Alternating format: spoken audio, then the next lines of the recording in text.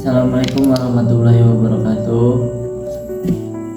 Perkenalkan, nama saya Agung Gumelar dari kelas RA12 Manajemen semester 4. Video ini dibuat untuk memenuhi tugas ulangan tengah semester atau UTS mata kuliah Manajemen Lintas Budaya yang diampu oleh Bapak dosen IR Rikigana Suyatna STM MM. Di sini saya akan menjelaskan mengenai materi-materi yang telah dipelajari.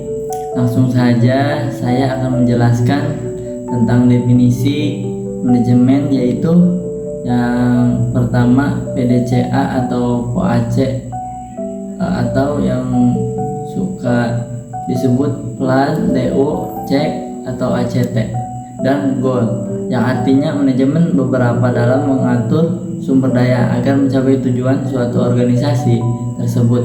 Selanjutnya ada 6 unsur-unsur manajemen, yaitu material, machine, metode, money, market. Di manajemen ada 3 good. Yang pertama good attitude, soft skill, dan hard. Yang kedua good communication. Yang ketiga good looking. Nah, ini keterkaitan dengan organisasi manajemen manajer. Siklus PDAC, siklus manajemen yang digunakan untuk perbaikan berkelanjutan atau continue improvement.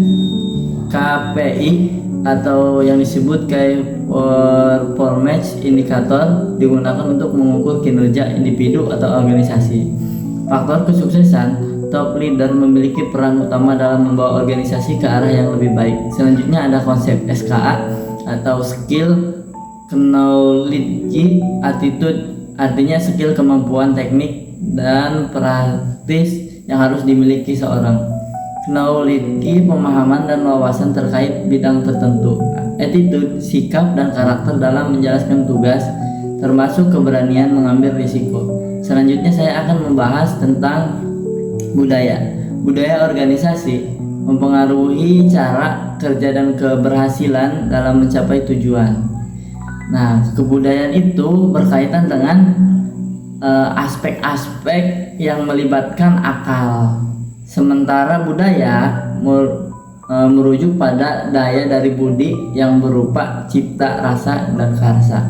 Kebudayaan dapat diartikan sebagai hasil keseluruhan sistem gagasan, tindakan, cipta, rasa, dan karsa manusia dalam memenuhi kebutuhan hidupnya. Nah, yang semuanya terorganisir dalam kehidupannya, terhadap kehidupan masyarakat.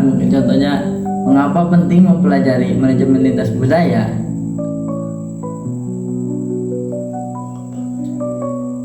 Manajemen lintas budaya penting dipelajari karena dapat membantu kita memahami dan beradaptasi dengan perbedaan budaya dalam organisasi.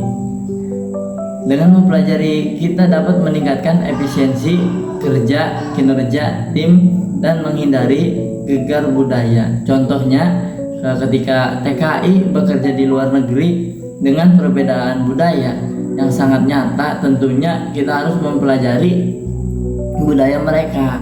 Nah, itu untuk meningkatkan efisiensi kerjanya yang baik, ataupun di suatu perusahaan tentunya ada banyak karya dengan budaya yang berbeda-beda. Itulah kenapa mempelajari lintas budaya sangat penting. Budaya organisasi, budaya klan, budaya organisasi fleksibel, nilai-nilai kooperatif, kebijakan, persetujuan dan keadilan, kesederhanaan sosial. Nah, dan ada budaya adaptabilitas, nilai-nilai kreativitas, eksperimen, risiko, autonomi, responsivitas. Fokus internal, budaya birokratif, nilai ekonomi, formalitas, rasionalitas, keteraturan, kepatuhan. Nah, fokusnya ke eksternal, budaya achievement, budaya kompetitif, kesempurnaan, agresivitas, inisiatif personal, ketentuan dan stabilitas. Penjelasan tentang pengkondisian budaya atau kultur conditioning.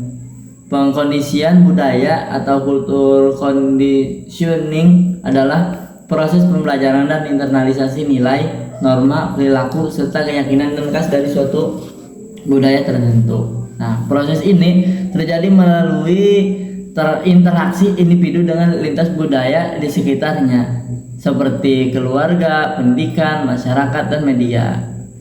Itu harus diterapkan. Dan tahap-tahap dan contoh pengkondisian budayanya yaitu pembelajaran sejak dini. Dimulai sejak masa kanak-kanak, seseorang diajarkan nilai-nilai budaya melalui contoh langsung di keluarga, pengajaran formal atau di sekolah gitu, atau pengamatan masyarakat. Contohnya ada di Indonesia, belajar untuk mencium tangan orang tua sebagai bentuk penghormatan. Yang kedua, internalisasi. Internalisasi itu yaitu nilai-nilai tersebut lambat laun menjadi bagian dari cara berpikir, bertindak individu tanpa disadari. Contoh, gotong royong menjadi kebiasaan alami dalam menyelesaikan tugas kelompok. Yang ketiga, mempengaruhi pada perilaku budaya yang telah terinternalisasi, mempengaruhi keputusan hubungan sosial dan persepsi terhadap dunia. Contoh yang pertama, prioritas kerukunan dalam konflik agar sesuai dengan norma sosial. Itu. Dan yang selanjutnya, penting dalam organisasi dalam konteks kepemimpinan dan organisasi, pemahaman tentang pengkondisian budaya membantu menciptakan lingkungan kerja yang harmonis, terutama di organisasi multikultur. Misalnya nilai kolektivitas dalam budaya Indonesia dapat diterapkan untuk membangun tim yang solid. Dan kesimpulannya yaitu pengkondisian budaya membentuk identitas individu dan kelompok, sehingga pemahaman mendalam tentang proses ini penting untuk mengembangkan organisasi dan kepemimpinan yang efektif. Selanjutnya saya akan menjelaskan mengapa budaya sangat penting dalam bisnis internal. Budaya adalah fondasi dari bagaimana berpikir, berperilaku, dan berinteraksi dalam bisnis internasional. Pemahaman dan penghormatan terhadap perbedaan budaya. Budaya yaitu kunci keberhasilan. Mengabaikan aspek budaya dapat berakibatkan fatal, mulai dari kesalahpahaman, komunikasi, hingga kegagalan kesepakatan maksudnya kegagalan kesepakatan bisnis. Nah, yang selanjutnya, bisnis internasional lintas budaya. Bisnis internasional lintas budaya melibatkan operasi bisnis di berbagai negara dengan latar belakang budaya yang berbeda. Itu. Dan yang selanjutnya ada 10 negara dengan pengaruh budaya terkuat di Asia tahun 2023. Yang pertama Amerika Serikat, yang kedua Cina, yang ketiga Jepang, yang keempat India, yang kelima Australia, yang keenam Malaysia, yang ketujuh Korea Selatan, yang kedelapan Thailand, yang kesembilan Singapura, dan yang terakhir Rusia. Indonesia dan yang selanjutnya Indonesia.